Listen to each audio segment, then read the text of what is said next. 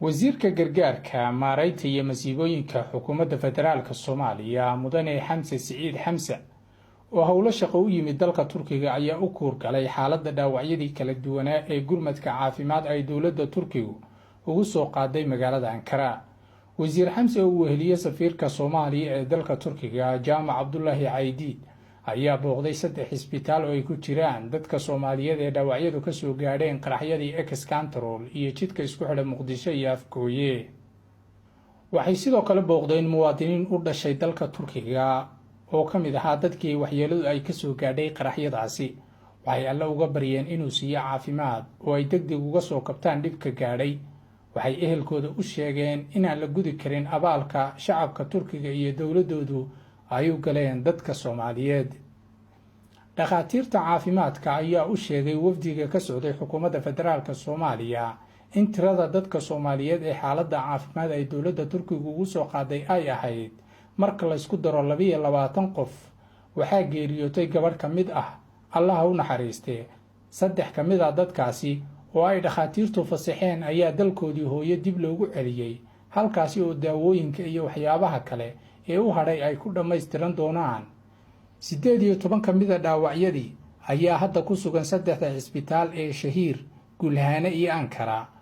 waxay isugu jiraan dad hadda ka soo baxay isbitaalka balse aan weli dhakhaatiirtu fasaxin, dad ay xaaladoodu roon tahay oo ka soo kabanaya dhibkii gaadhay kuna sugan gudaha isbitaalka, iyo kuwo weli ku jira qaybta xaaladda degdegga ah oo dhakhaatiirtu ay la tacaalayaan xaaladooda.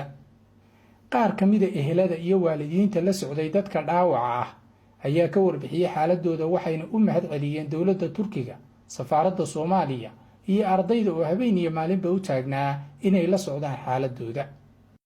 anigoo ku bilaabaya magacayga Cabdirashiid Maxamed Nuur, waxaan la imid walaashay Muna Maxamed Nuur oo dhaawac ka soo gaaray isha iyo goonka. marka alxamdulillah walaalaheen Turkiga ah dadka Soomaalida oo dalkan jooga siiba ardayda maxaa lahaa safaaradda oo Soomaalida aad baan ula soo dhaweeyay. hadda wax naga qaldan Ilaahay abuurtay ma jiraan. qof bini aadam ah intii loo qaban karo waa nala qabtay. Soomaalida waxay dhahdaan bini aadam ishiisa carraba buuxi karto, wax kale ma buuxi karaan. waxaan ahay Nasiib Yaasiin hooyadeed Xaashi Siyaad. ما شاء الله waxaan la kulnay isbitaal fiican iyo wax qabad fiican, soo dhaweyn qalbi fiican baan ku joognaa kuna nabad insha Allah. hadii Ilaahay ma ku dhamaysanayaan niyadeeda Ilaahay noo qaado ayaguna khayr Allah siiyo. dad islaama si fiican bay noola macaamileen, waa ku faraxsanahay, wax dhibaatana kuma aan arag insha Allah waana ku dhamaysanaa.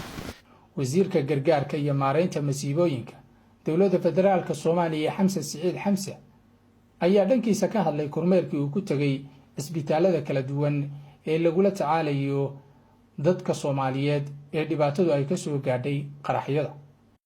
3 isbitaal ayaan tagay. halkan waxaa loo soo qaaday 22 dhaawac, hal dhaawac halkaan ay ku dhimatay. 22 ka dhaawaca meeshaan lagu tabeebay. 3 ayaa bukaan socda guriyooda joogaan. 3 kalena dhakhaatiirta markay baareen ay ogaadeen ay u fasaxeen inay ku noqdaan wadankooda.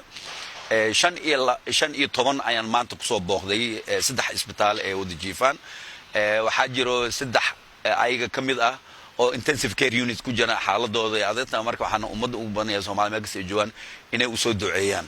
dadka kalena way soo kabsanooyaan, laakiin alxamdulillah waxyaabo badan aan arkay caafimaadkooda aad buu soo roonaaday. dadka qaarkood way roon yihiin insha Allah. qaar degdeg mar waxa laga yaabaa inay wadanka ku soo noqdaan. marka labaad marka saddexaad waxaan celinayaa walaalaheena dowladda Turkiga sida noo garab istaageen. ardayda Soomaaliyeed ee wax ka barta dalka Turkiga ayaa qaarkood magaalooyin fogfog waxay uga soo safreen inay caawiyaan dadka Soomaaliyeed. waxa isbitaalka Shahiir maanta ku sugnaa oo dhankooda wasiirka warbixin siiyay gudoomiyayaasha ardayda Soomaaliyeed ee wax ka barta magaalooyinka Bursa, Izmir, Samsun iyo Ankara. Axmed Abdiqaadir Ismaaciil Axmed Daruush, magaalada Ankara.